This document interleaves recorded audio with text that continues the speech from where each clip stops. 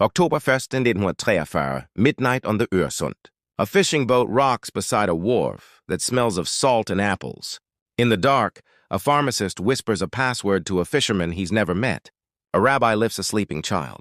A schoolteacher counts headlamps on the far shore and decides that fear will not be her supervisor tonight. 10,000 lives are about to balance on fog, timing, and a coastline that suddenly remembers how to keep secrets. If you think ordinary neighbors can't outmaneuver an occupation, watch what happens when Denmark decides to move faster than the Gestapo.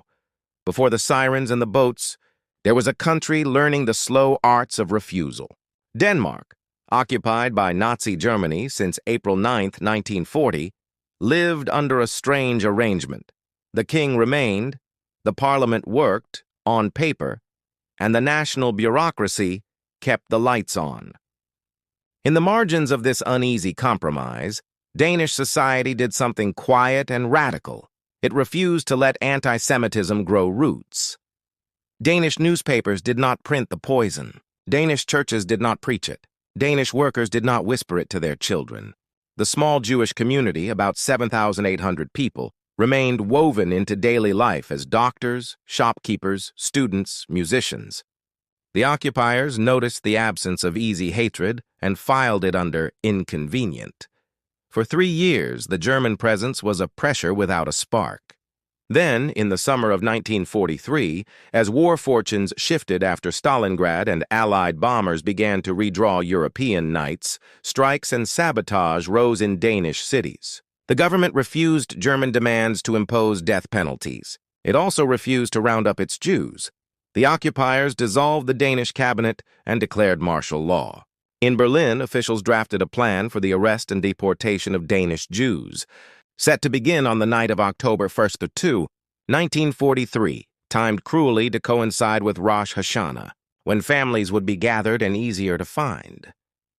History remembers the memo that leaked. Georg Ferdinand Duckwitz, a German maritime attaché in Copenhagen who still had a working conscience, learned of the planned roundup, flew to Stockholm, and secured a promise from Sweden. If Danish Jews could reach Swedish shores, Sweden would accept them as refugees. Back in Copenhagen, Duckwitz quietly warned Danish politicians and Jewish leaders. The warning moved through synagogues, student networks, hospital corridors, and across kitchen tables like a pulse. The rescue began before the arrests did. Picture the first night. A dentist cracks his door at 3 a.m. to find his neighbor holding a bicycle and terror, both trembling. "Go now," she says. "I will lock behind you and feed your cat in the morning." A family of 4, dressed as if for a brisk walk, crosses a courtyard where laundry flaps like flags for a country that exists only in courage. In a hospital in Copenhagen, doctors admit Jewish patients under fake illnesses, then put quarantines on entire floors. No Gestapo allowed past the desk unless they want an epidemic. A bishop reads a pastoral letter the coming Sunday denouncing the persecution, and parishioners leave pews armed with, of all things, phone numbers and plans. Someone has to move people. The resistance, students, clergy, police officers with honest eyes, unions, housewives, even a few sympathetic Germans, all begin to improvise a supply chain for human lives. Bicycles become couriers. Attics become waiting rooms. Car trunks become bridges. In the town of Lyngby, a florist uses delivery vans to ferry families hidden among wreaths. In Nuremberg, a tailor's back room stitches false identities as neatly as cuffs. In Helsingør, Elsinore, just 2 miles from Sweden across the narrow Öresund, fishermen with hands shaped by rope and weather tie their boats for night runs and pretend in daylight to be discussing cod. The physics of escape are practical. Money is collected, much of it quietly reimbursed by the Danish government in exile and sympathetic citizens, to pay fishermen for fuel, risk, and lost nets. Routes are scouted. Tide tables are consulted. Passwords are invented that sound like small talk. "The herring are late this year," someone says. If the reply is, "only after moonrise," the path is clear. Swedish patrol boats are told to look the other way at silhouettes that don't fit into normal fishing stories. The sea, cold and impartial, will do its part if humans do theirs. And yet, because this is war, there are hunters. The Gestapo posts men on coastal roads and watches harbors with binoculars that smell of oil and certainty. Informers exist. Some fishermen are honest and brave. A few are greedy, charging high prices, then lowering them when the town begins to glare. One night, a patrol spots a cluster of people by a shed. A raid seems inevitable. A pastor steps into the open and starts an argument about nothing with the loud confidence of a man who has paid taxes on time for 30 years. The patrol rolls its eyes and moves on. Time gained is a currency. The Danes become rich in it. The geography of salvation is small. A sound, the Öresund, as narrow as 2 to 5 kilometers in places, stippled with currents and patrol routes. The boats are not heroic in shape. They are rowboats, dinghies, sloops, fishing cutters, and sometimes cargo holds in larger vessels headed for neutral waters. Passengers are told to bring nothing with labels, no identifying jewelry, no photos that could tell a story to the wrong reader. Babies are the hardest part of stealth. In some retellings, there are drops of a sedative on a tongue to soften a cry that could summon boots. Parents hold their breath until the waves start telling a kinder story. Meet a cast that could be neighbors on your street. Bohr. The physicist, warned in time, leaves Denmark and later helps convince Sweden to issue a public declaration of asylum. The same man who understood the atom also understood borders. The Madsons, who own a bakery, hide a family in flour sacks for one night, and in the morning sell loaves with hands that won't stop shaking. Soren, a university student who thinks in bicycling distances, pedals 3 towns away to misdirect a surveillance team and returns with legs like rubber and a grin that looks like a prayer answered. Mrs. Jensen, who does not think of herself as political, becomes a logistics officer by force of affection, color-coding index cards for who has gone and who must be gone by tomorrow evening. If you place your ear close to the page, you can hear the sounds. Anchors lifted like swallowed tears. Oars laid into water with monk-like care. A mother counting heartbeats instead of minutes. The crossing often takes less than an hour, but an hour is enough time to build a life if you arrive on the right shore. Let's step into one night fully. October 6, 1943, the wind is indecisive, the moon hides behind a froth of clouds, and a dozen people gather in a boathouse that smells of fish and salt-soaked rope. The fisherman Lars has rolled this boat out 1,000 times. Tonight is the first time he feels like a chapter title. He checks the carburetor twice, then a third time. That is really for his courage. A boy of 7 asks whether Sweden has ice cream.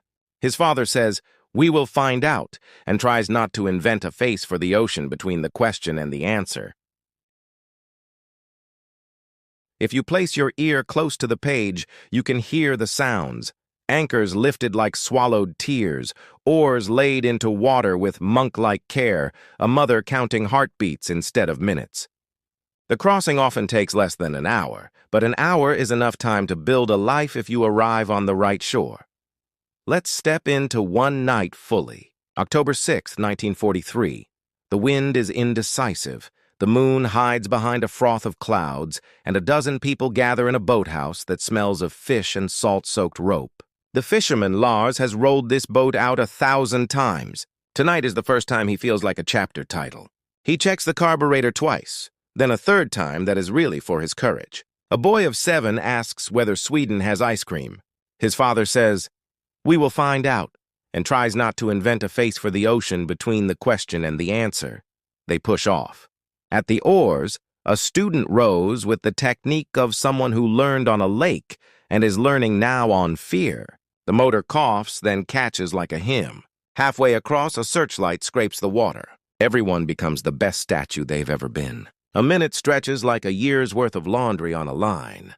Then, blessedly, the beam drifts on. Perhaps a cigarette was lit at the wrong moment on the patrol boat. Perhaps the operator blinked. Perhaps mercy is a small margin misread by a tired man. They move again. Sweden's slim line of lights lifts itself over the curve of the world. On shore, Swedish policemen and volunteers wait with blankets and forms, careful to treat the newly arrived not as numbers but as neighbors. They offer hot drinks, a place to sleep, and, most importantly, a sentence spoken in the tone of permission: "You are safe." The words do more to reverse time than any clock. The numbers matter because each digit is a name. In the span of just a few weeks, more than 7,200 Danish Jews, men, women, children, and about 700 non-Jewish spouses crossed into Sweden. That is over 90% of those targeted, an unprecedented rescue in Nazi-occupied Europe. About 472 people were captured, sent first to Theresienstadt. Here, the Danes did something else rare. They kept caring loudly. Danish civil servants, the Red Cross, and the kingdom's diplomats bombarded the Germans with inspections, demands, and packages. The scrutiny worked like insulation. While the camp remained a horror, the Danish deportees saw far better survival rates than almost anywhere else, and many returned after the war. The lesson is brutal and bright. Relentless attention can blunt even a machine built for darkness. Of course, the story has its phrase. Some profiteers overcharged. Some informers profited in smaller currencies, fear, favor, petty power. But the overall shape is a coastline of stubborn decency. After the war, philosophers and politicians would argue about resistance, what counts, what costs. The Danish rescue answers with receipts, bicycles, boats, blankets, and the decision to move. What does it take to make a nation behave like a single good neighbor for a month? Not magic. Habits. The Danes had practiced civic trust for generations, strong unions, active churches, newspapers that took their role seriously, a monarchy that bicycled through the capital as if monarchy were a form of polite traffic. When the emergency came, the infrastructure of decency was already built. People knew whom to call. They believed the next person would do their part. That is a kind of national muscle memory we rarely praise in peacetime and desperately need when the night asks hard questions. Zoom in on 2 rooms that carry the whole war. Room 1. A parsonage where a minister marks a sea chart with crumbs because pencils can be found later by the wrong hands. He teaches a retired sailor how to read the currents by the taste of the wind and the feel of the oarlocks. They pray without moving their lips because sound travels across water. Room 2. A railway office where a clerk, who has never committed any crime larger than borrowing paper clips, deliberately misfiles a report that would have placed a raid at the correct minute in the correct village. He tells himself he will fix the file later. There is no later. The raid never finds its target. Men live. Sometimes resistance is a stapler aimed with intent, a footnote that should be a headline. After the war, ships and trains brought Danish Jews back to a country that by and large returned their apartments, reopened their businesses, and remembered their names. This was not universal, no human story is, but it was normative enough to be remarkable. A society had refused to collaborate in theft. Therefore, it did not have to pretend to forget what it had stolen. We often ask for a moral. Here are 3 worth carrying. First, kindness scales when logistics do. It is not enough to feel horror. Someone has to print tide tables, keep fuel quiet, repair nets, and decide which alley to avoid because a particular dog barks too loudly at night. Denmark's rescue was not a miracle. It was a schedule. Second, public decency pays compound interest. The resistance was brave, but its bravery mattered because ordinary Danes, shopkeepers, teachers, police, pastors had already agreed, silently and over years, to live in a way that made cruelty expensive. Authoritarianism relies on cheap cruelty. Denmark raised the price. Third, borders can be taught how to behave. A line on a map became a lifeline because 2 countries decided it would be so. Duckwitz's warning in Copenhagen, Sweden's open door in Stockholm, coast guards who looked aside, then toward a better day. If you are watching this on a phone while a bus leans through traffic, remember that your street, too, has boats. Maybe not on water, but in the shape of cars, guest rooms, spare keys, casseroles, and fast group chats. The question is not whether you would row at midnight. The question is whether by noon you will have built the habits that make midnight rowing possible. As the last boats of October 1943 slid across the Øresund, fishermen muttered about weather and nets because relief is shy, and heroes often prefer the anonymity of tomorrow's chores. Somewhere a child's first memory became the smell of cold rope and the taste of hot milk on a safe shore. Somewhere a man who had been a citizen in the morning and a refugee by midnight fell asleep under a Swedish blanket and dreamed not of the sea he had crossed, but of the bakery he would reopen when the calendar remembered how to be normal. Years later, in schoolrooms with chalk dust and posters of the solar system, Danish teachers would write the story on blackboards and then tell students two things: that this is what their grandparents did, and that this is what they expect their grandchildren to do in whatever emergency the future invents. That is how nations stay ready, by turning memory into muscle and muscle into mercy. Afterward, the Danish rescue did not end the war. It did not dismantle a regime. It did something both smaller and vaster. It preserved a people inside a map that had been weaponized against them. In the museum of your mind, keep a glass case labeled Öresund, October 1943, and inside it place a coil of rope, a thermos, a ledger of names, and a tiny compass that always points toward the shore where strangers decided not to be strangers.